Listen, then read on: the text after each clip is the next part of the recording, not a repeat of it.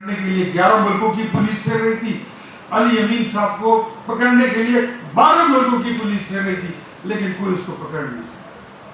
کون مانے گا اتنا جھوٹ، اتنا دروغ گوئی؟ اور آپ کیا سمجھتے ہیں کہ جس کہانی کو آپ کی اپنی پارٹی کے کارکن ہضم نہیں کر پا رہے، پاکستانی قوم اس کو ہضم کر پائے گی؟ علی امین صاحب، آپ کا جھوٹ بات ساری یہ ہے کہ آپ کو عمران خان نے بولا ہے کہ میزائل چلا دو، بم پھوڑ دو، بغاوت کر دو، خیبر پختونخوا کو آپ پاکستان سے علیحدہ کرنے کا اعلان کر دو، کسی طریقے سے مجھے آپ قید سے چھوڑا۔ قیدی نمبر 804 وہ کہتا ہے کہ مجھے آپ اٹھا کے تو اسی طرح اٹھا، نو نیور۔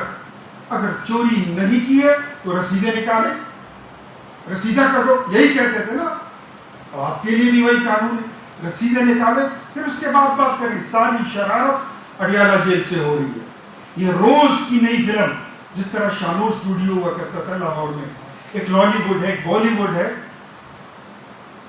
ادھر ایک اڈیالہ جیل میں بھی ایک بورڈ بنا ہوا ہے، وہاں پہ روز نئی تخلیق ہوتی ہے، روز نیا ڈرامہ تخلیق ہوتا ہے، اور روز نئی فلم بنتی ہے، اس کا اسکرپٹ بیرون ملک سے بن کے آتا ہے۔